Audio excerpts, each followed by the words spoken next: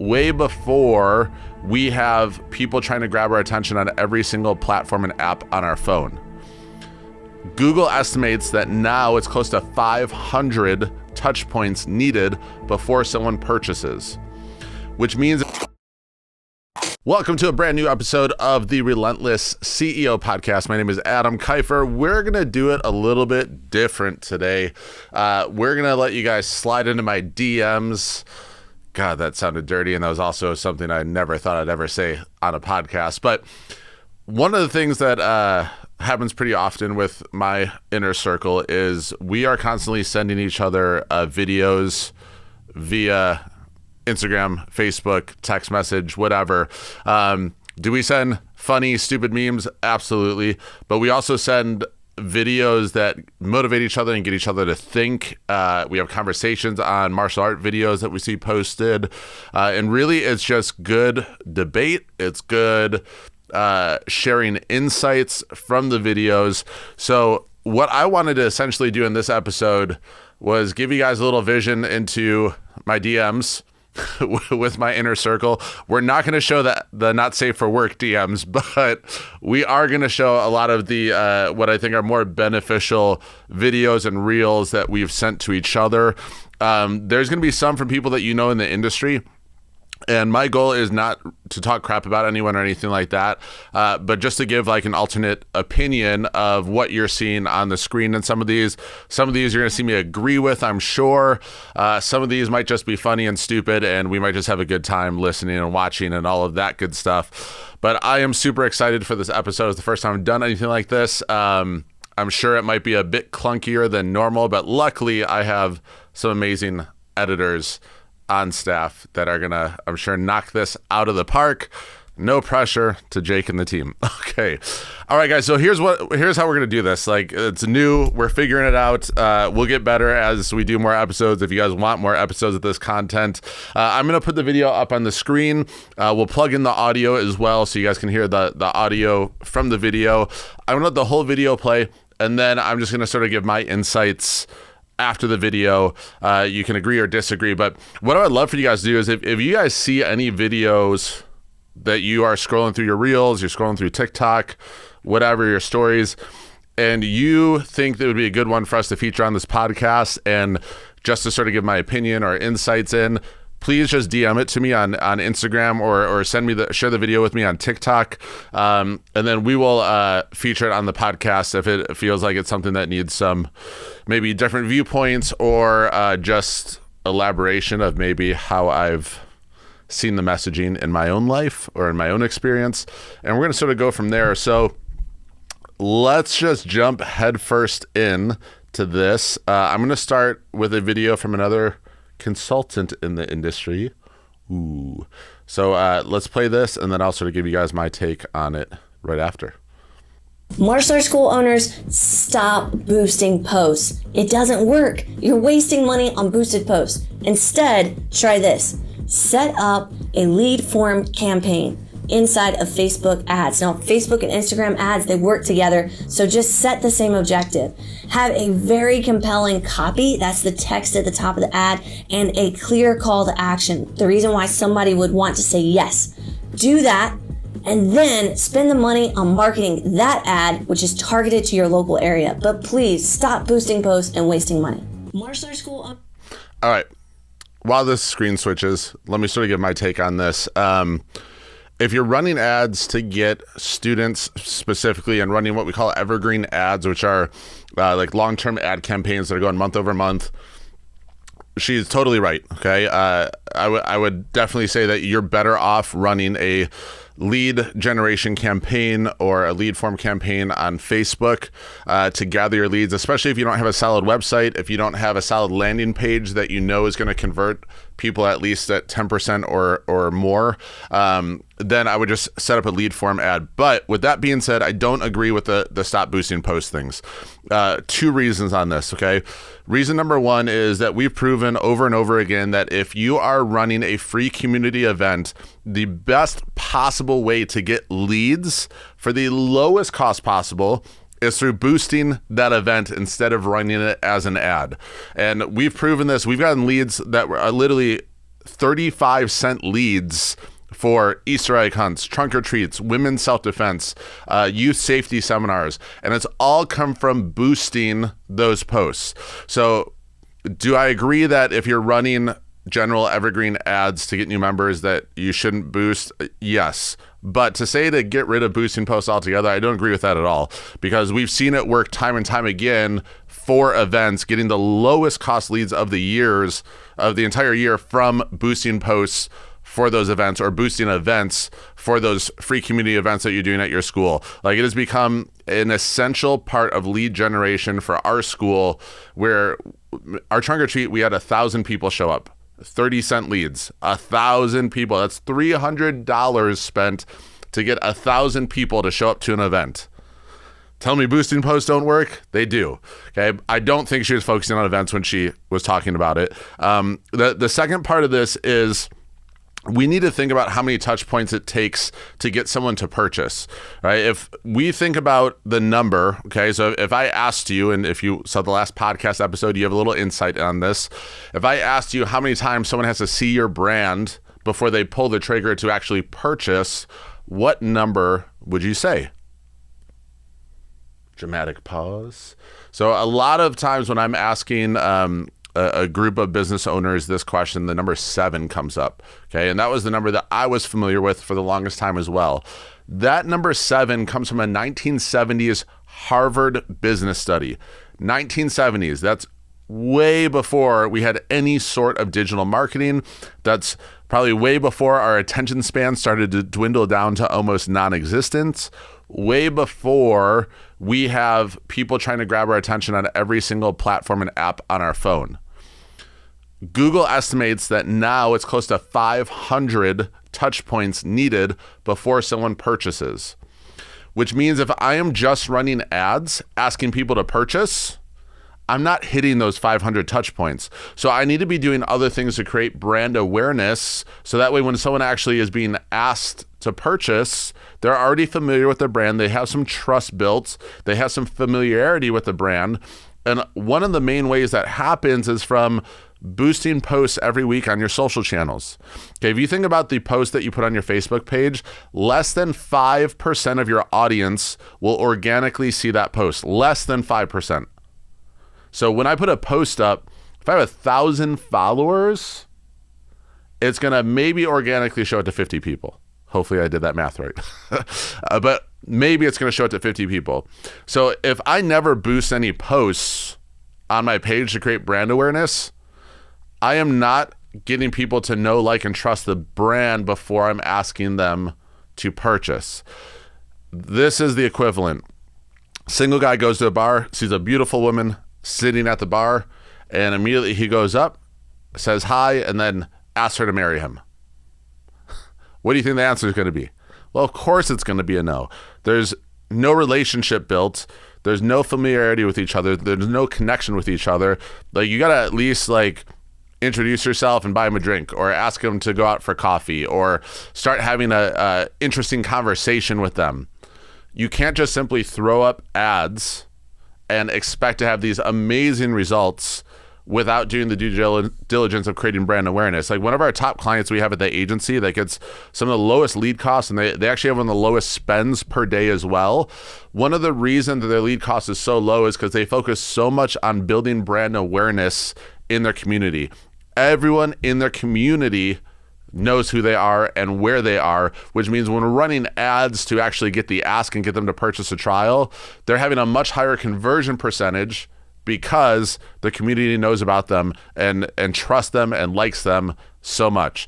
So while I agree on the general evergreen ad strategy that you're running on Facebook of doing a lead form ad or sending them to a landing page to get them to convert, getting rid of boosted posts altogether is not something I agree with. I think there's still a lot of application to those right now, whether it comes to filling your events or even if it comes to just creating brand awareness for what you're doing. All right, let's jump to our next one. Let me save this, get the video up here. This will be a little bit more motivational. I have recently, because of my sister and my brother, been wasting my time watching Game of Thrones. Now, I know I'm late. I know that show came on in 1957, and I'm just now watching it, but it has taught me so much because the kingdoms are always elevated. Every castle, whether it's at Winterfell, whether it's the Lannisters, whatever they're coming to get, it's always elevated. Then the Lord gave me a revelation. You will never be attacked by anybody on the same level as you. The fact that you are attacking me shows me the separation. Oh, you better hear me. Every person who's lying on you has just told you you're higher than me. Every person that's trying to pull you down has just told you you're higher than me. Every person on your job that's trying to get you fired is afraid that you'll get the promotion over them. Shout, I'm higher than that. Amen. Can I get an amen? Thank you. You know what's funny is this was actually a video that Jotty Tension sent me.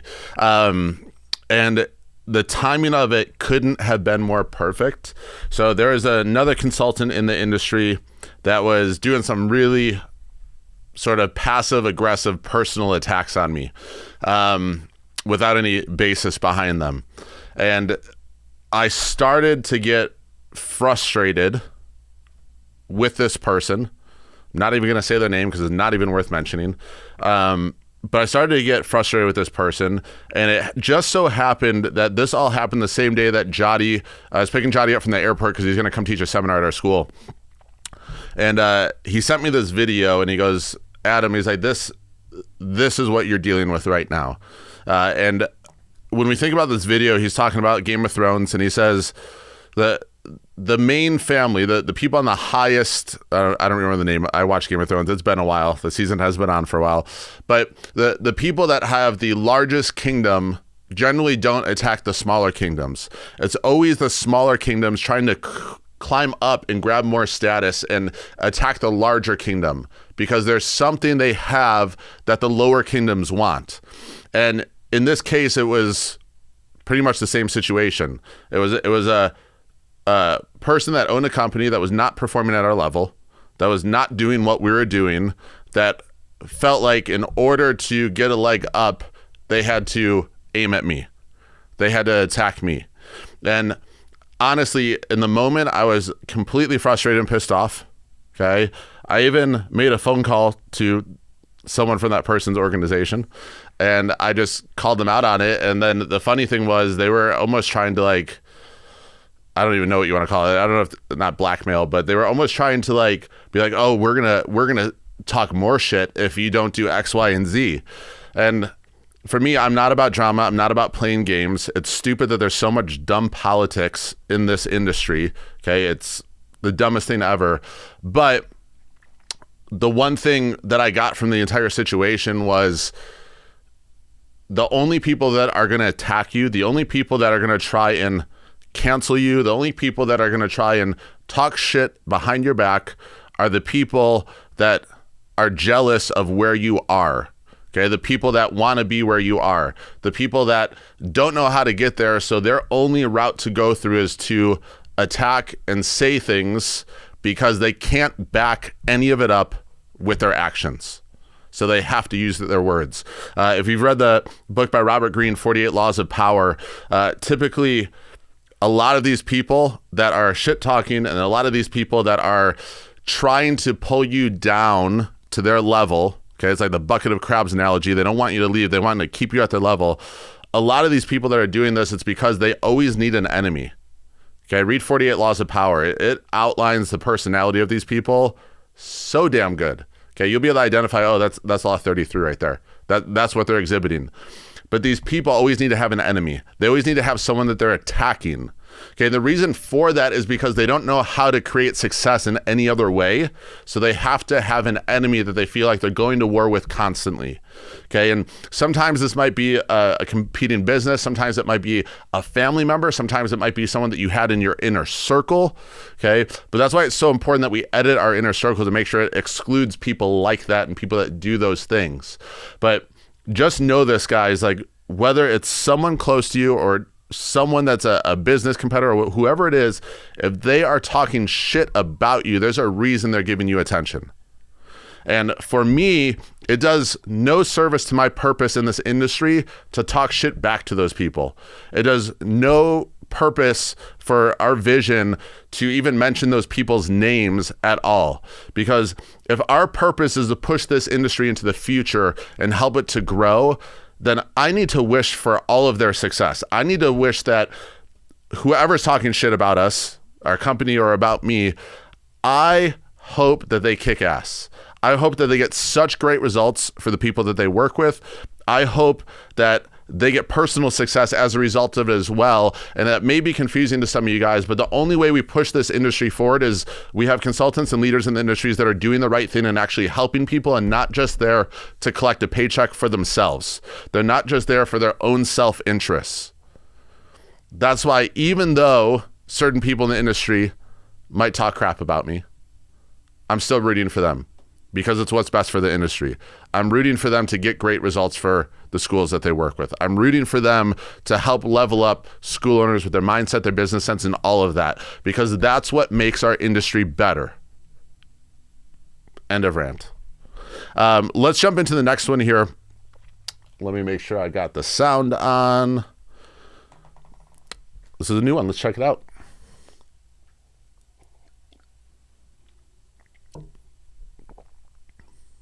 Possibly. I'm not a very big fan of hierarchies. We want to get away from hero worship. It lends itself to a lot of misconduct, corruption. And we as an organization, we have a responsibility to make martial arts a very positive force in today's society, especially because I think this is something that we need to pass on to the next generation in order for us as human beings to exist here. I'm not a very big fan of hierarchies. We want to get away from hero worship. It lends itself to a lot of misconduct, corruption. And we as an organization, we have a responsibility to take. Ooh, I love a term in there. Hero worship. I think I want to fucking adopt that term because if you've been in this industry for a while, like I have, you know that hero worship is a genuine issue in our industry. And if you listen to the podcast with me and Jody, if you listen to the one with Travis and Kelly and I, one of the problems is ranks and titles and the hierarchy that different organizations put in place, because it gives power to people over too many areas that they really haven't earned power over. One of the examples that I'm thinking of the top of my head is I know that different organizations will take members from the organization and they'll put them in like a business council, or they'll put them as business advisors in the organization because they're a 5th degree black belt, because they're a 7th degree black belt, because there's hierarchy and not based on the merits of their character, their values, and what they've actually done as far as business success goes. Like for me, if you're looking for someone to give business advice, they better damn well have the experience and the results to make me want to listen to them. When I join masterminds, when I pick business coaches, when I pick accountants, financial advisors, attorneys, when I'm picking all these different mentor areas of my life, I'm looking for a proven track record of success, not just their personal success, but also success that they brought for other people. Like if I see the personal trainer that's working with people that have all gained weight since they started working with them, not muscle weight, but fat, I'm not hiring that personal trainer. Yet we're going to go ahead and place people in business advisory roles that have a history of not being successful in business and a history of not making anyone else successful in business. What the fuck? Like, seriously, excuse my language. Maybe don't excuse it. I don't care right now. But it's a messed up, like, political hierarchy that we have in the martial arts industry, and it makes absolutely no sense. So what's the solution? Well, the solution is you challenge it. You challenge those people that are getting put in those positions and giving bad advice that don't have a track record. Okay, I know one person that's on a business council for an organization that they're a part of that grosses less than any of our mastermind clients in their business, but yet they're giving business advice to hundreds of martial arts schools. How does anyone put someone in that position to do that? It makes absolutely no sense. Or we have other consultants in this industry. Okay. And when I'm talking about this, I'm not talking about all consultants because there are very good people in this industry that have the track record, that have the experience, that are giving great advice and helping school owners to grow, helping to be more business savvy, helping to increase the quality on their training floor. So I'm not talking about all, but there are business consultants in our industry that if you look at their track record and you actually talk to previous clients, you'll see a path of destruction, a path of cashing out everyone, a path of paying fulls, a path of no discipline with finances, and they get kicked out of organizations and they go to a new organization. They get kicked out of that one, they go to a new one. Some of you guys know who I'm talking about, or you may have a few ideas, okay? But the problem is, like, we have this blind loyalty in the martial arts industry where because this person's worked with so-and-so, because they have X degree of black belt, because they were on the board of this organization, that everything they say, no matter what the topic is, we should trust. Bullshit. Look at the body of work. Look at their values and their character, okay? There's other consultants in this industry that you see on our stages that you see me working with in different facets. And part of the reason I work with those people and have those people on our stages is because we share the same values. Okay, I've seen their body of work. They have a proven track record of success. They're thinking outside the box. They're doing something different than the rest of the people in our industry. Okay, they're good people. Those are the people you need to follow. Those are the people you need to listen to. Not the people that are just lining their own pockets, telling you what you want to hear, teaching systems from the 1990s that have no proof of concept right now and have never been updated. Man, I'm like on rant mode today. I'm sorry, guys. Actually, I'm not sorry, because this is good for our industry. Like, we need to get rid of all the bullshitters. All right, let's jump to the next one. And let's see what's in store for us now. Life is about losing. As we get older, we lose our hair, we lose our teeth, we lose our mothers, our fathers, our sisters, and but it's the ones who overcome, they're lost in life and could shun away adversity and always willing to fight it. Every particular moment in life are the ones that are able to transcend and be able to spread the word to other people who's in that same particular journey as they are. Life is about losing. This hits home pretty hard for me. Mike Tyson, in my book, greatest fighter of all time, but also, man, he is a philosopher. And it sounds crazy because you hear his voice and you're like, that dude's a philosopher. Absolutely. Michael Burnoff turned me on to the book Undisputed by Mike Tyson. It's like that thick. The audiobook is fantastic. When you go through that book, you start to see, first of all, like, there's so many crazy stories in that book that it's entertaining as hell. But on the flip side of that, his dedication to fighting, his dedication to improving himself, his study of some of the great conquerors in the world, and looking at their mindset, looking at what they did to get to their level, he has a vast amount of knowledge and experience to share. So watch him more. But it's interesting that he talks about that life is about losing. Okay, we always think that life is about gaining more money, gaining more experience, gaining more knowledge. And here he's talking about losing your teeth, losing your hair. I can relate to that one. Losing family, losing people, all of those things. And greatness is created by the ability to overcome, not the ability to dwell in those losses. All of us as entrepreneurs and CEOs have this tendency to be super self-critical. Right? For me, I suck at celebrating wins. Like, I will celebrate for my team, but not for myself. Like, many of you guys know I just did my first Muay Thai fight. And I think it was my wife that pointed out to me, when they raised my hand, she's like, you weren't even smiling. Like, you just had the same, like, game face on during the whole time. And part of my issue is I'm so self-critical that I don't celebrate because I know I'm not done yet. Like, I want to celebrate at the end when I'm done.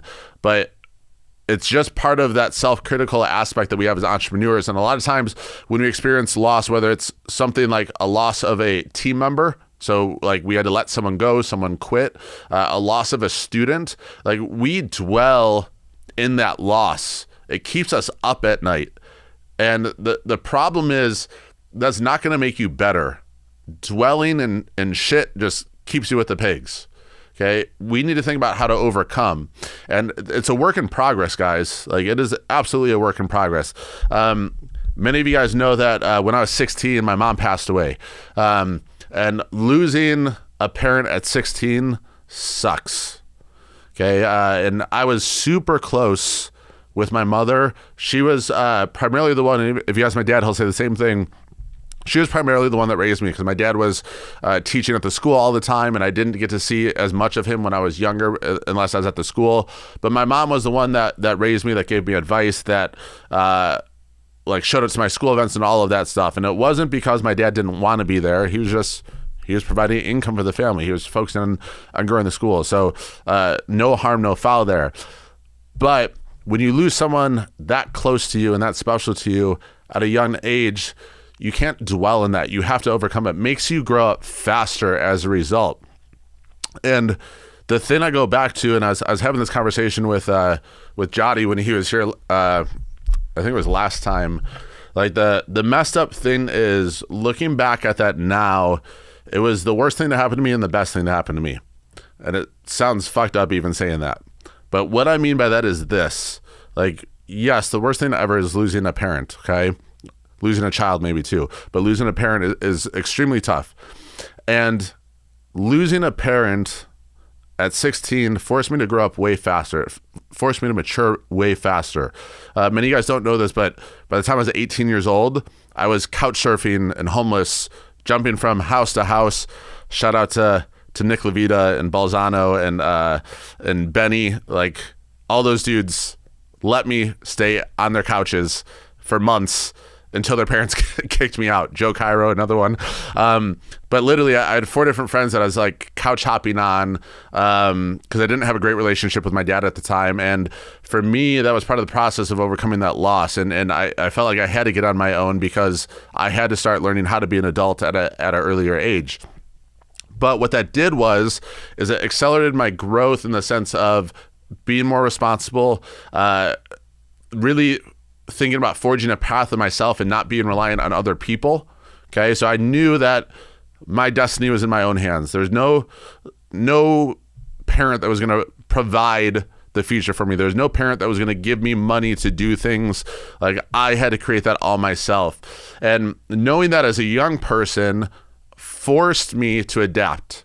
Okay, because it was like, well, I can keep couch surfing all my life, or I can do something with my life and start building an income. So that's why I started learning how to DJ, because I wanted to.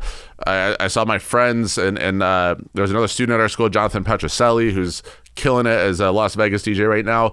But there was other people around me that I saw making a good amount of money DJing. And then my other passion was martial arts. So I was like, I can do both of these. So weekends I was DJing. During the week I was teaching martial arts. There are sometimes Friday nights that I'd get home at 6 a.m. from DJing. I'd drive straight to my dad's karate school and start teaching classes at 8:30.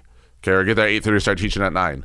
And it was the loss, the overcoming of the loss, that helped me to grow into a man faster and to become a better person as a result. And in the moment when we have those losses, it's tough. There's no right thing that anyone can say to you in those moments. It's about our personal ability to be able to overcome and to get through those moments. And I think for us, it's remembering that no matter who you're looking up to, no matter the people that you're listening to in the form of podcasts or social media or all the things, all of those people deal with the same issues that you have. Okay, everyone experiences loss at some point, and it's about building the grit and the mental toughness and overcoming, not forgetting, but overcoming, so that we can continue our growth and not use it as a crutch. Because I see too many people that experience a horrible loss, and they use it as a crutch.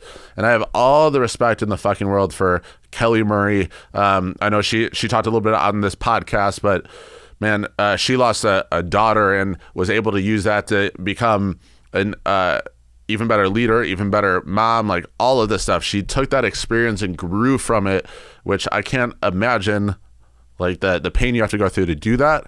But fucking awesome. Follow people like that. Follow people like Kelly Murray.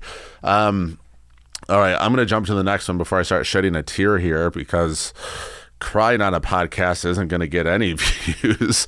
All right, let's jump into the next one. If I remember right, this would be some Joe Rogan. Let's jump into it.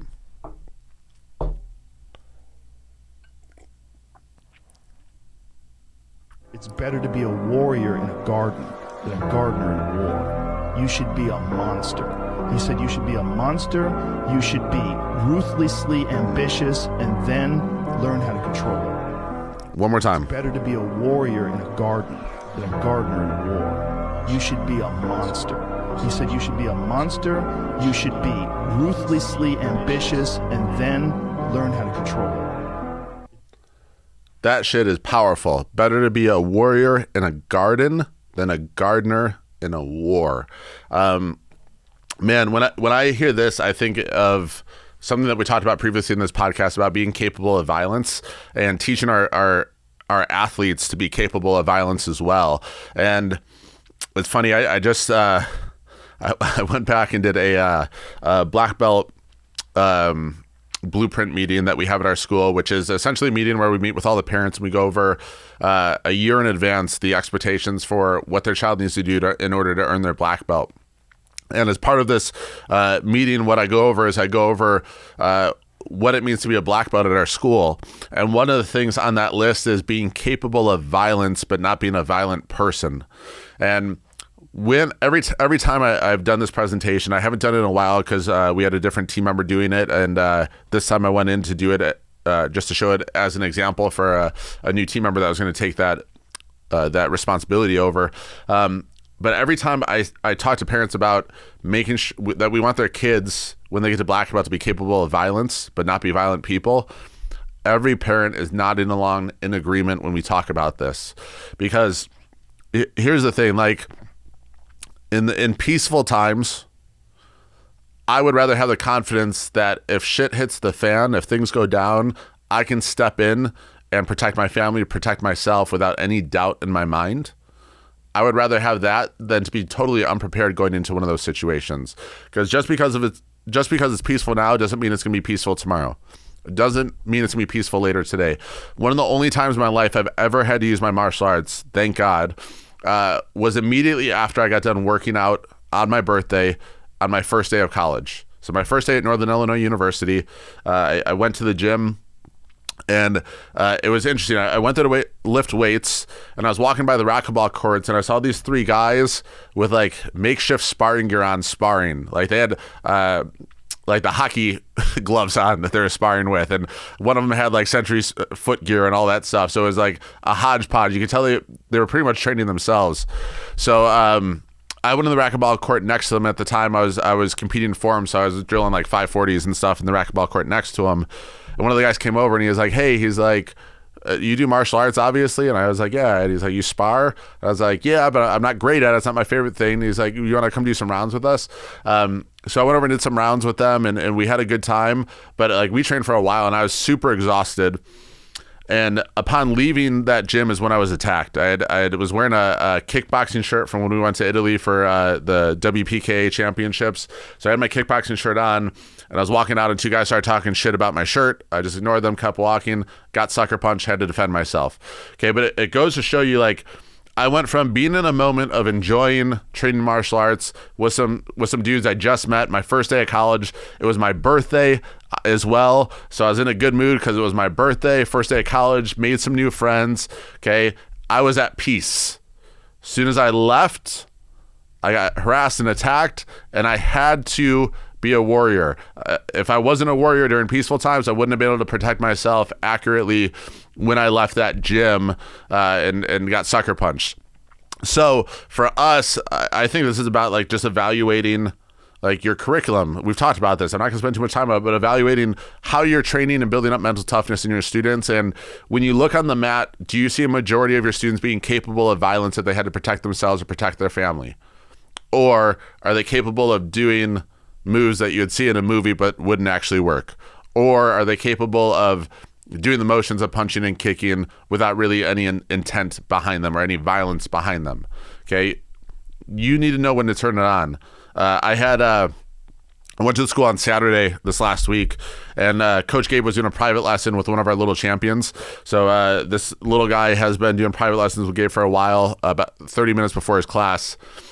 And I'm looking out, and this kid's like jab, jab, cross, leg kick, hook, cross. And I hear him, he's like, ha, ha, ha, ha, ha, every time he hits the pad. And I'm looking out on the mat, and I was like, this is why we changed our curriculum. This kid, what he's showing me right now is he's showing me that he's capable of violence. Okay, I guarantee if this kid did a talent show at his school and just did that combo, hitting pads, grunting on every hit, no bully in his school would ever try and mess with him. They would leave him so alone. He would be the last option on the planet for the kid to mess with after seeing that. Okay, and if we realize like actual self-defense situations, attackers don't have a plan B, they have a victim B, right? So if victim A isn't going smooth, if victim A is putting up a struggle, then it's not like, well, what's the plan B to get this person? It's like, no, like I picked the wrong person, we should find someone weaker. Your students, they shouldn't be victim B. They shouldn't be the weaker option. Okay, they should be capable of violence, capable of protecting themselves, capable of protecting their family. And challenge for all my school owners and instructors listening to this is if you're not capable of violence, there's no way in hell your students are going to be capable of violence. If you're not training enough to be confident in your skill, to be confident in the execution of your kicks, your punches, your strikes, your elbows, your knees, how are your students supposed to be confident in their execution of it? How are they supposed to be confident in their capability of violence? Just food for thought. All right, you guys ready for the next one? Let's jump into it. We got a bunch of them.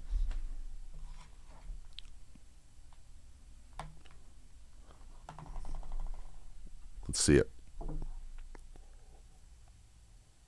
That's not actually how I view mental toughness. So like mental toughness means when you're going through a really tough time, your body's sore, whatever the case may be. I can't get through this particular thing. Right? To me, being mentally tough means you can take your mind someplace else and concentrate on that other thing to the point where the thing that was bothering you is no longer focused. You don't feel it anymore. That's not actually how I view mental toughness. So like mental toughness means when you're going through a really tough time, your body's sore, whatever the case may be. I can't get through this particular thing. Right? To me, being mentally tough means you can take your mind someplace else and concentrate on that other thing. So obviously, Kobe Bryant, king of Mamba mentality. So mental toughness he's talking about, which I think is one of the things that is most lacking in society and in youth society, is building up mental toughness. I think it's extremely lacking in the martial arts industry as well. But his definition is really interesting, and it's not a way that I've thought about mental toughness before, but it does make sense to me in the sense that he's saying when you're overcoming adversity, when you're going through pain, okay, mental toughness is being able to almost distract yourself from the pain, from the suffering, to be able to push through and grow as a result. Johnny Tension has this great quote. I have it on the wall at my martial arts school. I told my wife that when I get my first tattoo, which I'm still convincing her on, it's going to say this quote on my arm, and it's sacrifice, suffer, succeed. Okay.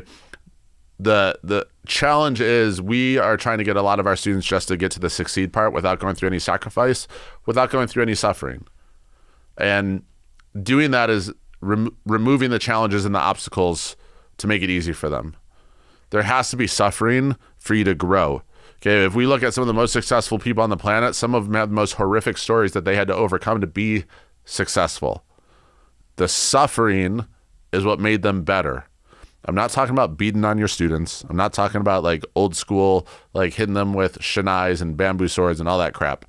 Okay, but I'm talking is you have to get them out of the comfort zone to grow. And for us, I think a lot of us aren't doing that with our classes. Like people aren't sweating in your class, it's not going to happen. If you've ever done like a fight, like a full contact fight, you will experience the moments in that when you are experiencing pain, when you're experiencing extreme fatigue, And you have to get your mind to a different place where it's not focusing on the tiredness, where it's not focusing on the soreness, but it's focusing on the powering through. The fight I just had, and obviously I'm not like a professional fighter, with the fight I just had, there was an accidental headbutt that happened because the guy I was fighting kept putting his head down when he was throwing punches. And so he headbutted me, and I can't remember if it's in the end of the first round or in the second round, but like immediately I felt it and had this like crazy pain, almost like a slightly concussed pain in my head when it happened. And immediately the voice in my head, what I call the CEO voice, was like, fuck that, we're pushing through. Like, it's not even a thing. Keep going. And all of us, I think, need to have that overriding system of thought in our brains. And I think one of the problems is not enough people in society learn how to overcome their default brain and their default thought process, because our default thought process wants it to be easy. It wants to protect us, right? So it's saying, hey, take a break, slow down, stop what you're doing. Don't keep pushing forward, because it's trying to protect us. But really what we need is an overriding system in our brain. For me, it's really things that I hear from audiobooks, things I hear from my coaches, things I hear from my mentors that overrides that thought process. And it becomes a pattern of self-talk as well. By putting yourself in those situations where you have to suffer and where you have to overcome, your brain starts to build up resiliency and mental toughness on its own. Because the moments you want to stop, that kicks in and overrides it and tells you, keep going, motherfucker. Like it was so funny. When I was reading the book Winning, or listening to the book Winning, it was the first audiobook I ever worked out to at the gym. And I used to be the dude that made fun of people for listening to audiobooks while they worked out. And now, yeah, that's me. So I'm at the gym, and I remember I was doing like a superset that was like all chest and shoulders, and there was an insane amount of push-ups as part of the superset. So I'm doing these push-ups, and I'm listening to Tim Grover in my ear, and I'm like, guess what, motherfucker? Greatness doesn't care if you're tired. Greatness doesn't care if your arms are shaky. Greatness doesn't care if your chest hurts. Greatness is going to be sitting there for whoever's ready for it. And it's that type of thought process that is going to override your default brain, but you have to work on it. You have to build it. For you guys, you are going to be that override for a lot of your students and athletes that you're working with, because they hear you in their ear when they're going through the suffering, saying to keep going, to push through. Okay, that greatness is created when you're tired, not when you have full energy. Greatness is created after you want to give up already, not when you're comfortable. They hear that enough when they get in front of challenges in life. Guess what takes over from the default brain in your students and in your athletes? It's the override from the coaching that you've been giving them through those times of suffering that you are putting them through in the classes. And guess what, guys? It's a safe environment to go through suffering. It's a safe environment to overcome challenges. Because if they fail, there's no dire consequences when they're in your martial arts school. In life, when they fail, there's dire consequences that happen as a result. So the amount of training, the amount of challenges you're presenting to them as they train with you at your martial arts school is going to directly relate to how they overcome challenges in life. And if you're coaching them through those challenges and you're building up that resiliency, that relentlessness, that mental toughness, those kids as adults are going to be able to overcome anything that comes in the way. What would stop the average human is not going to stop them, because they have that override in their brain telling them to push through, that greatness isn't created when you're tired. Greatness isn't created when you're comfortable. Greatness is created when you're uncomfortable. Okay? That voice is going to kick in instead of the, you should take a break, you should stop working, just do it tomorrow, all of those things. The bitch voice. Okay? Get your students to experience challenge. Get them outside of the comfort zone so that they can build that overriding voice that's going to help them to overcome adversity and challenge throughout the rest of their life. I guarantee that's what helped me to get through the passing of my mom when I was 16. I guarantee that's what got me to get through couch hopping and being homeless, living with all my friends, getting kicked out of their houses, and being able to get my own place when I was 18. Okay, all of that happened because I had to go through some suffering. I had to go through some challenges. I had to go through some uncomfortable times to be able to build up that mental voice in my head.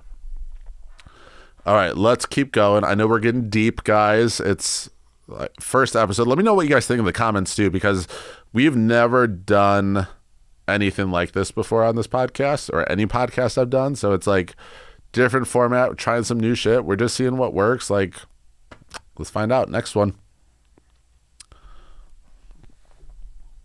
Quit playing victim! You think you're the only one that's got a bad fucking life? When I was down, depressed, broken, who the fuck picked me up? I fucking did! Me! And I led the fucking way! Quit playing victim! You think you're the only one that's got a bad fucking life? When I was down, depressed, broken, who the fuck picked me up? I fucking did! Me! And I led the fucking way! Yes. Holy crap, that gets me fired up. I don't know if it's because of his accent and he's yelling. Quit playing victim. Man, I have seen greatness killed by victim mentality. I've seen potential in people killed by victim mentality. I've seen careers killed by victim mentality. And what does that mean? That means that you're not taking ownership. You're not taking responsibility for the things that are happening in your life. And we can blame the economy. We can blame our town. We can blame our area. We can blame politics. We can blame the president. We can blame every single other person around us. And at the end of the day, we are giving power away to all of those things. We're giving away the power to change our life. We're giving the power to grow. We're giving away the power to build our legacy, because if it's not our fault, we can't fix it, which means pass the blame out to everyone else so we can be lazy and not do anything to take control of our life. I, as a young man, was a victim mentality all the way.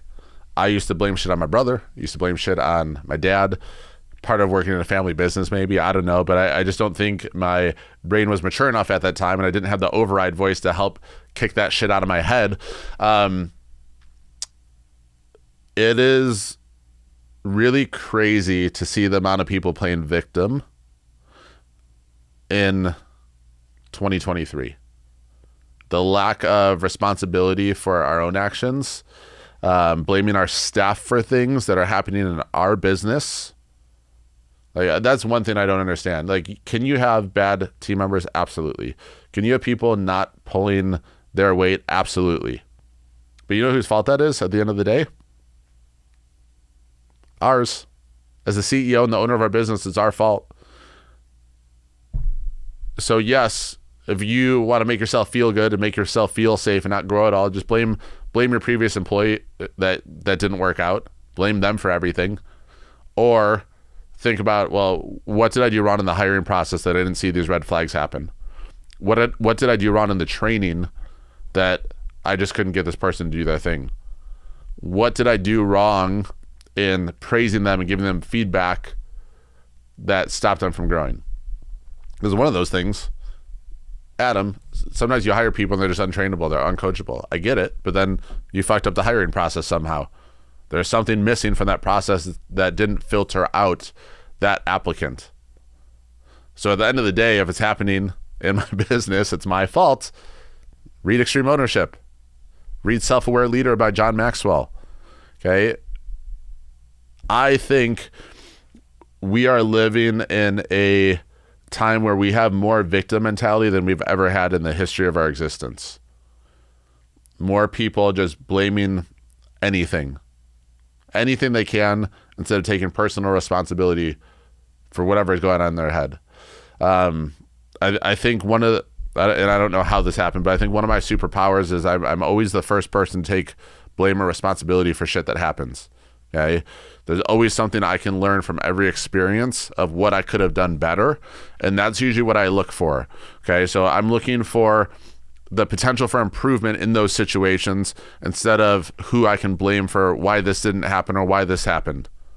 So for us, we got to cut that shit out. Like, you cannot grow being the victim. You cannot grow passing off responsibility to everybody else except yourself. Because again, you're giving away the power to change and the power to grow and the power to improve because you're too afraid to say, hey, that's on me. I messed up. I think one of the reasons we're so good at keeping team members for long term in all of our companies is because even when they make a mistake on something, it's usually because maybe I didn't train them enough on it or I didn't communicate clearly enough. So when we have that meeting of discussing the mess up that happened, it doesn't start with me saying, what the hell is going on? You messed this up. I can't believe you did this. What were you thinking? Never starts like that. It always starts with, hey, I'm pretty sure I messed this up. Let me know, did I communicate this clearly? Because if not, I need to do better communicating moving forward.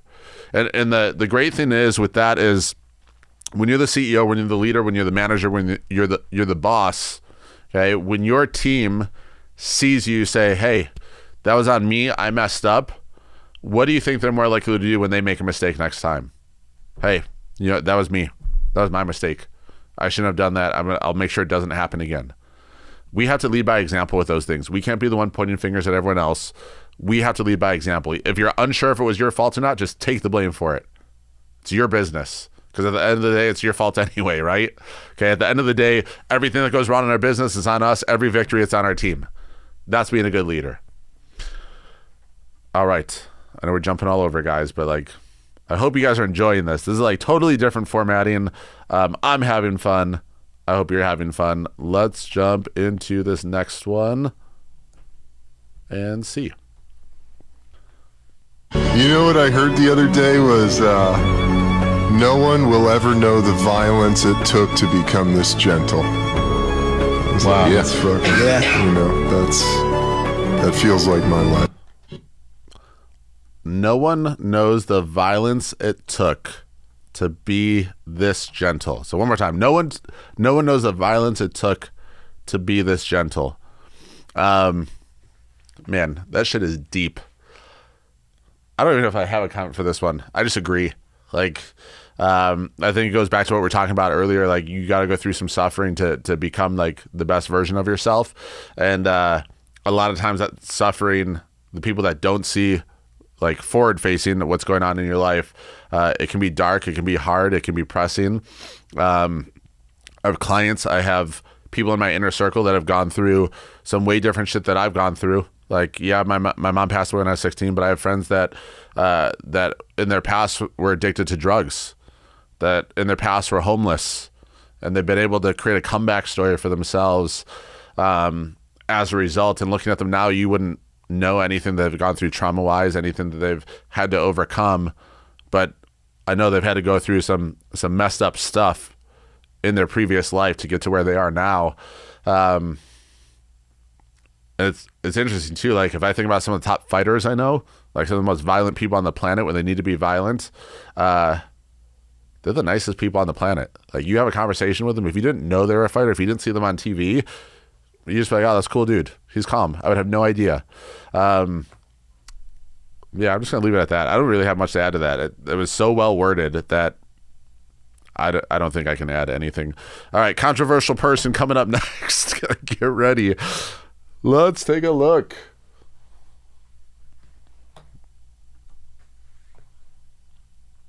I suffered when you didn't. So you're not my equal because you decided not to suffer. You have enjoyed comfort when I haven't, and that's fine, but don't expect me to look at you as my equal because you're not. Why would I put myself through hell to be me and then meet someone who didn't put themselves through hell and then treat them like my equal? No, fuck you. I suffered when you didn't. All right, some of you guys are like, Adam, why the fuck would you have Andrew Tate on here? Okay, let me, let's remove the person from it and just think about the message, okay? I don't care whether you like or hate Andrew Tate, and hopefully you don't care if I like or hate Andrew Tate. But let's think about the message that he just said, all right? Andrew Tate was just talking about, I'm already forgetting it now. I got to watch it again. Let's try it one more time. Hold on. Brain fart. One more time. Let's run it back. Oh, okay. I already have it, but hey, let's play it one more time. Maybe you're in the same mindset as me.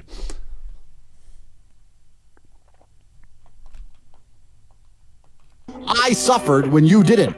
So you're not my equal because you decided not to suffer. You have enjoyed comfort when I haven't, and that's fine, but don't expect me to look at you as my equal because you're not. Why would I put myself through hell to be me and then meet someone who didn't put themselves through hell and then treat them like my equal? No, fuck you. I suffered. All right, I love this.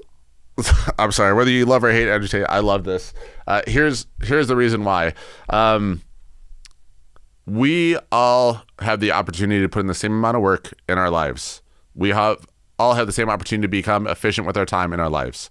The entitlement of some people that are just like, well, you shouldn't be making the money that you're making because I'm not making that money. My mindset is pretty much exactly what he just said. It's, hey, motherfucker, I did the sacrifices that you weren't willing to make. While you are partying on the weekend, I was building a business in my home by myself, alone. Okay, one of the things that I don't think I've ever shared with anyone, let alone Scotty Hildreth, who used to work for me, that was there with me during this time. When I was building my first business, I was doing a music streaming app and I was doing Parents Night Out Kids. If you guys remember that from back in the day, right? And I could work on music at my house and stuff, but a lot of times I knew that by being in my home working, I would take the easy way out. I would go to sleep. I would do whatever when it got late at night. So there was a Hilton hotel like 2 blocks from where I was living. I would drive to that hotel. As long as I bought a drink while I was there, the bartender would let me use the Wi-Fi. And I would sit there sometimes from 11 p.m. to 4 in the morning working on stuff for my businesses. Okay, I would leave after the bartender got off his shift. I knew that bartender so well that I knew about his family, I knew about his kids, I knew about his wife, I knew where he lived in Mexico before he moved to the U.S. I knew what his goals were because I'd been there so much. But what you don't see is the sacrifice that I made during that time. I would go 11 to 2, 11 to 3. Sometimes Scotty would be there with me, and we would just grind it out during that time because we needed to make change. We needed to make sacrifice. We needed to go through some suffering to succeed. Another point in my life that this is very evident is when I was working for my brother and I was managing his school, I wanted to go back to school. Okay. Also, I just had my first son at the time, and I was working part-time for my brother, managing a school, and I wasn't getting health insurance because I was part-time. So then I was like, all right, I'm going to school full-time. I'm going to teach like 30 hours a week for my brother. I need health insurance. I'm going to go work at Starbucks also. So I would work at Starbucks from 6 in the morning till usually somewhere between 12 and 3 o'clock, okay? Depending on the shift. So I'd do that. I would go straight from there to go teach classes at my brother's school. I would go straight from there to drive an hour and a half sometimes into the city of Chicago to go to school at night. I would leave Chicago around midnight, 1 a.m., go home and do my homework. Okay, and there's so many times that on the way home, I would fall asleep at the wheel. And I'm not even joking. I'm not exaggerating. There's times where I would just drift off and then I'd wake back up and I'm like, thank God I'm still in the middle of the highway going back home. I would get home, I would do homework, I would go to bed for a few hours, and then I'd wake up and repeat the next day. So when I have people that tell me like, Adam, you're all about the money, or like, Adam, you like don't understand, like I need to be at your level, you should bring me along for the ride with you. Like none of those people knew what I had to sacrifice to learn and to get to where I am now. Okay, and this is just the beginning. There's gonna be more sacrificing along the way, I guarantee it. But no one was really there for that process, minus a few people. Okay, my wife saw it every day, and thank God I had such a supportive wife that understood my vision and my dream for what I wanted to build and where I wanted to go, being an entrepreneur and where I wanted to take this thing. Because not many people would be that supportive with a crazy ass schedule like that when we have a brand new kid that my wife was taking care of mostly, and grandparents. But it goes back to the suffering part of it that Andrew Tate just mentioned, right? Like the whole thing of like hating rich people because they have money, hating, like telling Elon Musk that he should have to like split all of his earnings across the entire country so everyone has a share of it. You guys, whoever's saying that, did not see what Elon Musk sacrificed to get to where he is. Did not see what he had to go through to get to the point of generating the wealth that he's generated, creating the companies that he's generated. Even now, as wealthy as he is, he was still sleeping in the Twitter office. He was still sleeping in the SpaceX office overnight to make sure he could get the work done that needed to get done. That is sacrifice that most people are not willing to do. But yet, hey, you should share your money with everyone. Like, we should all have a piece of that money. We didn't earn it. We didn't go through any sacrificing. We didn't go through any suffering. But hey, just pass that on over to me because I'm entitled and I should profit off your hard work. When you guys start reaching new levels of success, you're going to have leeches. You're going to have people that just expect you to take them along for the ride, okay, because they're there. They want the shortcut without going through any of the suffering or going through any of the hard work that you went through. They just want to tag along for the ride without doing the work. And the longer you keep those people attached to you, okay, the more they're going to drag you down with their thinking, with their mentality, with the limiting beliefs they're instilling in you. So for all of us, we need to constantly edit that inner circle and think, hey, is this the right people that I want around me in my life? Are these the people that are going to help me get to where I'm going? I always say the people that the people that have gotten you to where you are now are not necessarily the people that are going to get you to where you need to go. So one more time, without my stuttering, the people who have gotten you to where you are now are not necessarily the people that are going to get you to where you need to go next. And sometimes it's hard to cut ties with those people. It's hard to let them go. But you got to remember, if you're so growth focused and you're so driven for success and fulfilling your vision and your purpose in life, you can't let people get in the way of that. You can't expect everyone to understand you and your work ethic and what you're willing to sacrifice to get there, because they're not going to understand you. A majority of people don't understand that sacrifice that it takes to be successful. So when they see you making sacrifices, they just think that you're ignoring them. They think that you're too big for them or whatever it is. Forget that shit. Focus on being fulfilled. Focus on fulfilling your purpose and your vision in life. Next. And I don't even think we're going to get through all of these. We'll maybe do like 3 or 4 more. I don't even know what time we're at now, but let's jump to the next one.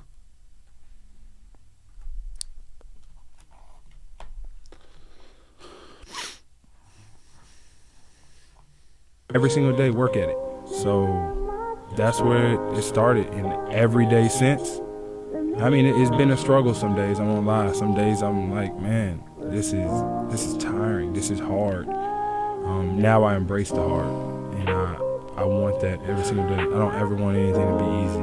I think whenever it's hard, like, you really, really, really deserved it. If it's hard and you get it done, you gave everything to it, that's yours. Nobody can take that from you. Every single day, work at it. So that's where it started. In every. My boy Jimmy Butler, former Chicago Bull, cheering for the Heat right now in the finals. I don't know if they'll win, but I'm a Jimmy Butler fan all the way. Interesting, right? Train every day. Okay. And then he's talking about not only training every day, but when you don't feel like it, there's this weird thing I think that people have when they see successful people. They automatically think, oh, that person's motivated all the time. They're inspired all the time. Like, no matter what, they're hitting their morning routine 7 days a week, 365 days a year. That is complete bullshit. Okay. I know it just by the people that I have in my inner circle, the people that I hang around with at masterminds. It is always a struggle. Even David Goggins, who I think is one of the most motivated motherfuckers on the planet, he even talks about when he gets up to run in the morning, sometimes he will just stare at his shoes on the side of his bed for 20 minutes and have to convince himself to go run, because his default brain is telling him, man, take a day off, dude. You run every day. You don't need to run today. Take it easy. Take the easy way out. You can just do it tomorrow. Quickest way to stay poor, start tomorrow. I think if you think that every successful person is motivated 24 hours a day, they never have to have that internal dialogue to get them to do something they don't want to do, I think you are totally incorrect. Okay. I'm pretty solid with my daily routines. I'm pretty solid with my morning and nighttime routine, but there's a week or two at a time that I'll go where I just completely mess it up that entire time. And then I have to reset and I have to get back on track to be building up those healthy habits again. Man, after my fight, I took a week off from training. I ate like shit for a week. I drank. Like, I just wanted to indulge for a week. I completely missed my vitamins for the week. I'm not saying that's a good thing to do, okay? But I fell off for a week. It happens. There's times I don't feel like training and doing Muay Thai. I don't feel like getting punched in the face. I don't feel like smashing my shin against other human beings' bodies sometimes. But it's the internal dialogue. It's that CEO voice. It's that overriding voice in your head that is going to push you to do those things. That voice that's developed through putting yourself in uncomfortable situations. Do we see a general theme with a consensus from these videos yet? All right, but just know it's normal to not feel like doing shit. Okay, but discipline comes in convincing yourself to do it and convincing yourself to love it. There was a quote from Mike Tyson when he was talking about discipline, and he was talking about discipline is doing something that you hate doing like you love doing it. And it was interesting because I went through a season after I was supposed to have a fight a couple months ago, and the guy backed out at the last minute. Two guys backed out actually at the last minute. And I was so bummed that I didn't feel like training at all after that. Because I was like, I did all this training to get ready, and for what? For nothing, right? And I had to remind myself, because I didn't feel like going to train the next week after that, I had to remind myself that, hey, like, this is going to be fun. You have to have fun doing this. You have to have fun and enjoy the journey and not just think about the final outcome of being in a ring and punching another human being in the face. Like, you need to have fun. So I literally, as I'm driving to go train with my coach, I'm telling myself, man, I'm going to have so much fun today. Like, this is going to be the best day ever. I'm going to have fun punching people in the face. I'm going to have fun getting punched in the face. I'm going to learn. I'm going to grow. I'm going to get better. And I had to create that internal dialogue to remind me that it is fun, to remind me that it is helping me to get better and get to my goal. If you guys think that I love writing curriculum, I talk about curriculum a lot. Actually, if you said, hey, Adam, there is one thing that you will never have to do again in your business. We're going to find the best possible person to do this for you so you never have to touch it again. I would be like, make that writing class plans and developing curriculum, because I hate doing it. Even though I hate it, I have to convince myself that I love it. I have to convince myself that it's going to be for the best for the future. It's going to help to increase quality in our class and all that stuff. You need to take what you hate and turn it into what you love if you want to get better. No one likes suffering. No one likes going through pain, going through hardships. Okay, but the people that have the mentality that, like, hey, like, this is going to make me better. I'm going to learn something from this. I'm going to get better. I'm going to grow. Man, those are the people that push through. Those are the people that get to the next level. All right, let's jump to, you guys ready for some Floyd Mayweather? Let's do that one. Yeah.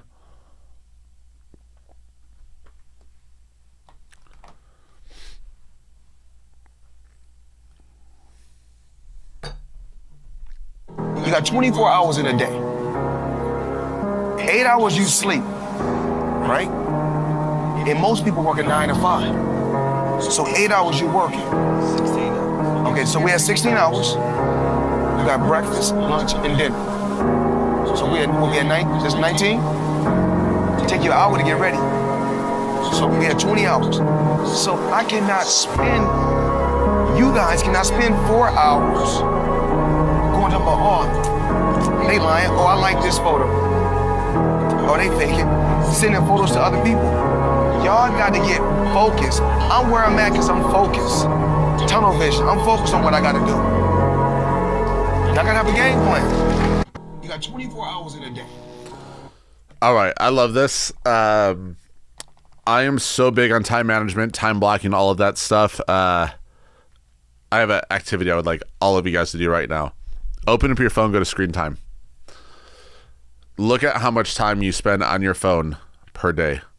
I guarantee it's at least a couple of hours. All right.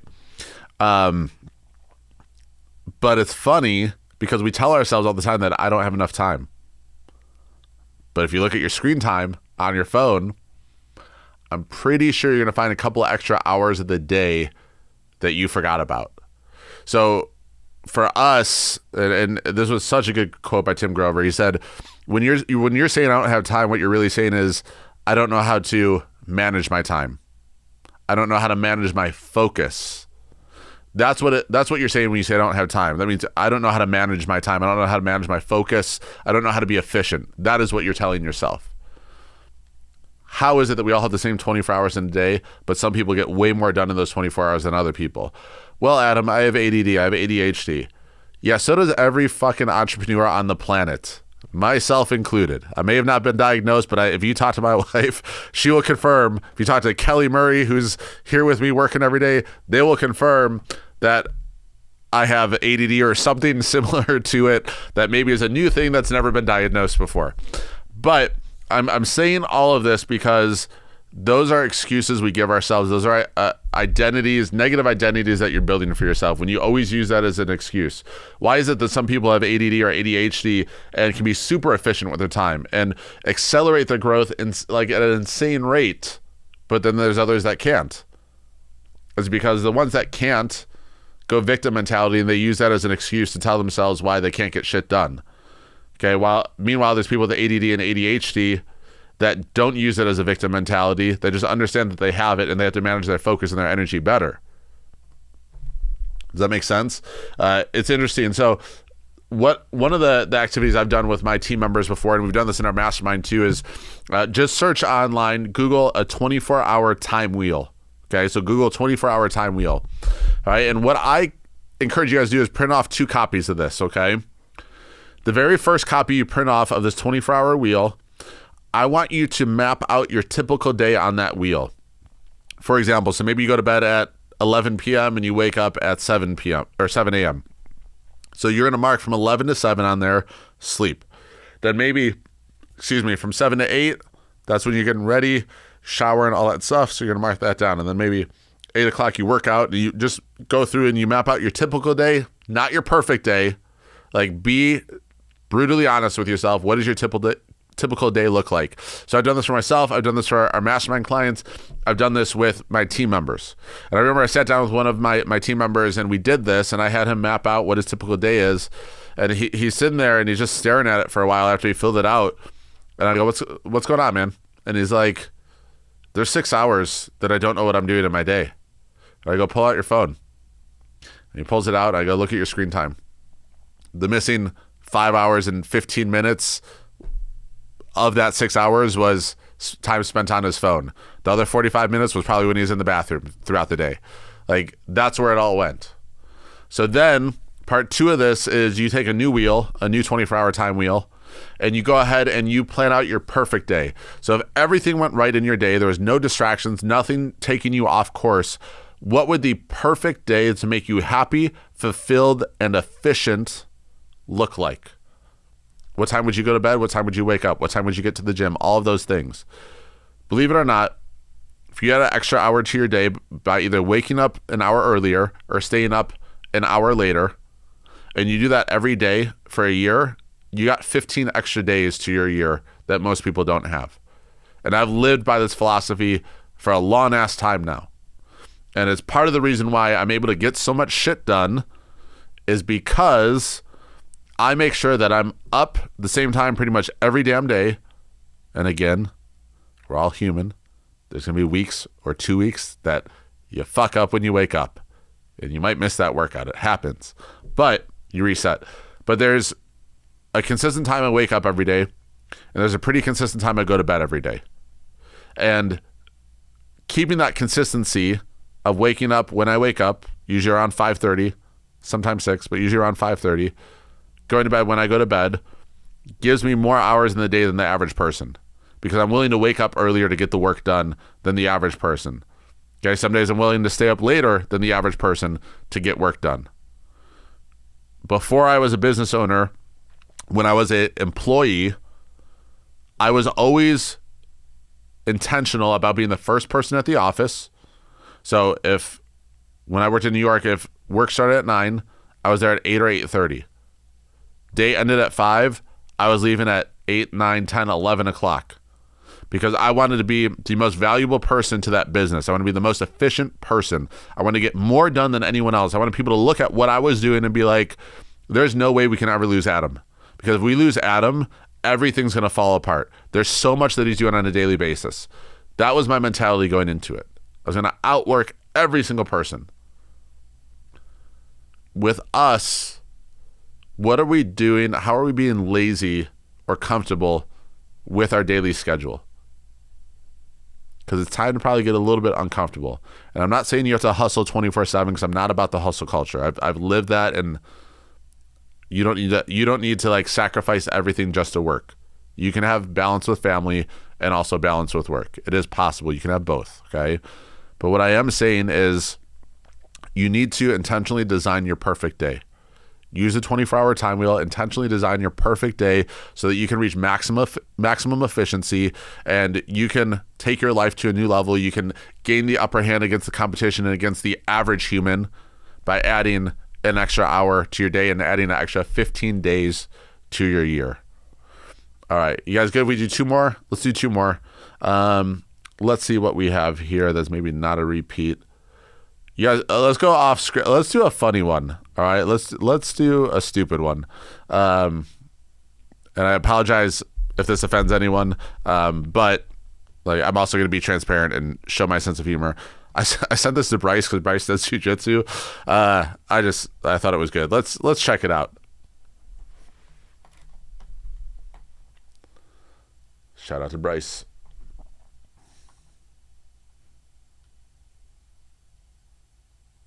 So I do Brazilian Jiu-Jitsu. Brazilian Jiu-Jitsu is where a bunch of men roll around, wear special outfits, and choke each other. And then we do Jiu-Jitsu. So I do Brazilian Jiu-Jitsu. All right, sorry. That was stupid, but I also thought it was funny, right? If you have a Jiu-Jitsu friend, look up that video, send it to him. Part of the thing that I love about my inner circle, as far as mentors go, as far as some of the coaches you see in our mastermind, other like high level entrepreneurs, is we know how to motivate each other, but we also know how to have fun and send each other stupid shit. So that's part of that. Let's maybe end with this one. This might be it. Let's see if this is it. Like I said, might be a little clunky. So I do Brazilian Jiu-Jitsu. Nope. Brazilian Jiu-Jitsu is where a bunch of men roll around. Jake, I need you to edit this part. My bad, bro. Fucked it up. It's cool. I'm trying to find a video. The thumbnails are really small. Here it is. Okay. Ready? All right, guys. Let's end with this one. I'm hoping this works. Where a bunch of men roll around. It'll switch. So the first time he knocked me out in Brazil, his son came to the ring and then started to just lie dead next to me, and I'm like, you fucking little asshole. I'll whoop your ass if your dad don't do it for you. But then, I looked for his kid and I pointed at him and I saw him and I was like, hey. Just to remind him. Watch that one more time. That was savage. One more time. Remember, so the first time he knocked me out in Brazil, his son came into the ring and then started to just lie dead next to me, and I'm like, you fucking little asshole. I'll whoop your ass if your dad don't do it for you. But then, I looked for his kid and I pointed at him and I saw him and I was like, hey. Just to remind him. All right, that was Israel Adesanya. One of the things I love about that, just ignore the screen. It is what it is at this point. One of the things I love about that video that we just showed on there is it shows the competitor mentality. I'm just going to X that out so it's not a distraction. It shows the competitor mentality that happens. I had a conversation offline with Tim Grover one time, and he was telling me a story about Michael Jordan, where he said when he was with Jordan, obviously kids would come up all the time asking for autographs. But if a kid walked up in like a New York Knicks jersey or a jersey that wasn't the Chicago Bulls and asked Michael for an autograph, he would go, you better go change your jersey first before I sign anything for you. And he would so competitive. He's like, I'm not signing anything for you if you're not wearing a Bulls jersey, if you're not wearing my jersey. He's like, why should I do that? And one of the things that Grover talks about pretty frequently is winners and high level competitors don't have an off switch. It's on all the time. Okay, you can see from Adesanya here that he's trolling Pereira's son. His son trolled him when he got knocked out by his dad. So now what happens when he knocks out Pereira? He does the same thing. He points to the son, he falls down and trolls him back. Do I have a problem with that? Actually, that might be fucked up, but I don't. Okay, because when you get in competitor mindset, it's like a different territory. It's like it's being that person that's capable of violence again, right? The interesting thing was the week leading up to my fight, Jody and I obviously talked a good amount, and he called me. He called me, and he goes, "How you feeling for your fight, brother?" And I was like, I'm feeling pretty good, dude. And he goes, "Just remember," he's like, "that person isn't a person in the cage." He's like, "That is an object." He goes, "All of the pain, all of the suffering, all of the training that you've had to go through to get to where you are now, someone's got to pay for that shit, and this motherfucker's got to pay." So Jody has this conversation with me, which I absolutely love, because the Jody version that I always talk to is like the lovable, huggable Jody. We always joking around, we're always making fun of each other, we're always trolling each other, sending each other stupid memes, all of that stuff. We do have really good conversations on the industry and on business and all of that. But if you were just like in a room hanging out with us, you would see like us acting like stupid teenagers, because that's just our sense of humor. But the reason I'm saying this is like the killer Jody came out in that moment. The killer Jody came out when he's like, "Oh, someone's got to pay for this, brother." And then I talked to him again the night of the weigh-in. We just did the weigh-in, and he's like, "Yo, Adam, that dude show up?" And I go, "Yeah." He's like, "How dare he? How dare he disrespect you by showing up and thinking he has a chance to take you down? You've out-trained him. You've outworked him. How dare he, the audacity of him showing up to weigh in the first place, thinking that he even has a chance against you?" He's like, "You got to make him pay, brother." So the reason I'm talking about this is that's the mindset that happens when you are a high-level competitor. Okay, it stays on. I remember the week of my fight, I went to Kelly's office and I was like, "Hey," I need your help. Any people-related issues, any manager issues, I need you to handle for me this week, because my mindset is in kill mindset. My mindset is in destroy mindset. It's not in show empathy. It's not in connect with people mindset. And I need you to take that over for me this week so I can just focus on keeping this killer mentality for the fight. I remember my wife and I were talking, and my wife, we're in the kitchen, and she's like, "This is like a different Adam." And I go, "I know." She didn't, I wasn't competing a lot when we first started dating, so she never really got to see like the place I go in my mind to sort of go into kill mode and to go into fight mode and destroy mode. And for the first time, like, she saw that as well and could tell that was different. Luckily we have such great communication with each other. I was like, "Hey," I was like, when it comes to those certain moments, just remember, like, if I'm not responsive right away, it's because I have to get in that mindset to be able to achieve what I need to in the fight. Okay, because I don't want it to last the full rounds. I need to end it before it goes to the judges. It's not an option in my opinion. I need to destroy this motherfucker. I need to go to war. Immediately after the fight, guess what? Back to normal. I don't know if I want to say lovable, but normal Adam. Okay, the Adam that everyone is used to seeing. But we saw Adesanya in killer mode. He's the champ. He's the world champ. He's got to be in killer mode. Okay, you can't go in there and go to war for 5 rounds with someone, inflict damage and pain and kick and punch each other in the face as hard as you can. You cannot go in and do that and expect to win without that killer mentality. And what I would encourage all of you guys to do, if you haven't yet, go on Amazon, buy Relentless by Tim Grover, buy Winning by Tim Grover.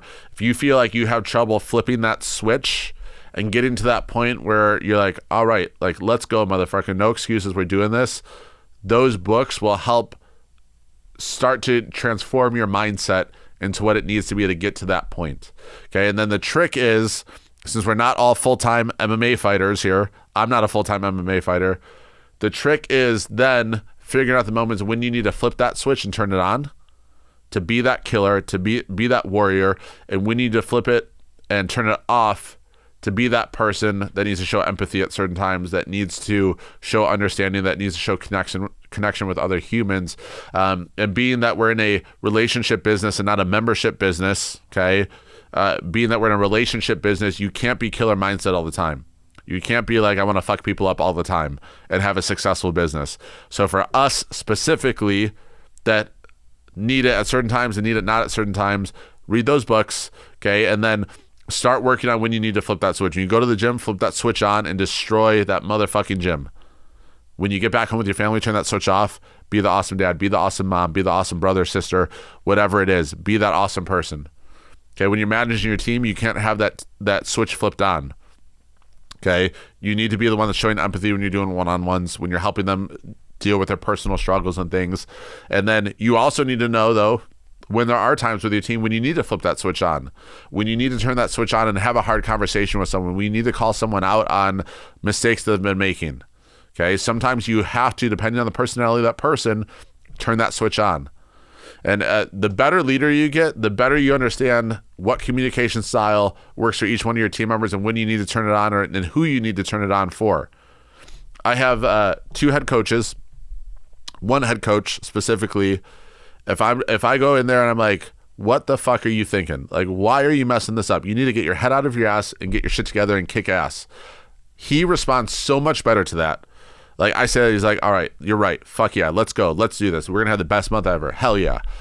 My other coach, if I go in with the same switch on and have a conversation with him, it's the opposite. He's going to shut down.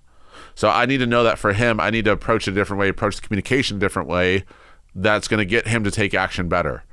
And for him, it's just having a transparent, authentic conversation with him where I'm still showing empathy, where I'm sharing my own failures with him to help him learn from my failures so he can grow as a young adult. So knowing when to switch it off and switch it on is so important, okay? We aren't doing this 24 hours a day, 365 days a year, competing like Michael Jordan, Kobe Bryant, Adesanya, McGregor, those guys. Okay, they are competing 24/7, 365. They have to have that mentality all the time. Okay, but for us running a business, we also know we need to know when to have the lighter touch. Sometimes we got to be dad in the business. Sometimes we got to be mom in the business. Just how it is. Guys, let me know what you thought of this new format for an episode. Completely out of my comfort zone, which we talked about a lot today. But I hope you guys enjoyed it. I hoped we shared some fun videos with you guys, some things that got you thinking, some things that provoked thought and maybe changes of thoughts. And we want to hear from you. Give us feedback in the comments. What did you like? What didn't you like? Do you want us to do more of these type of podcast episodes? And we will see you on the next episode. Unstoppable to the top, we about to go. The CEO, I need to know the impact we about to grow. Competition.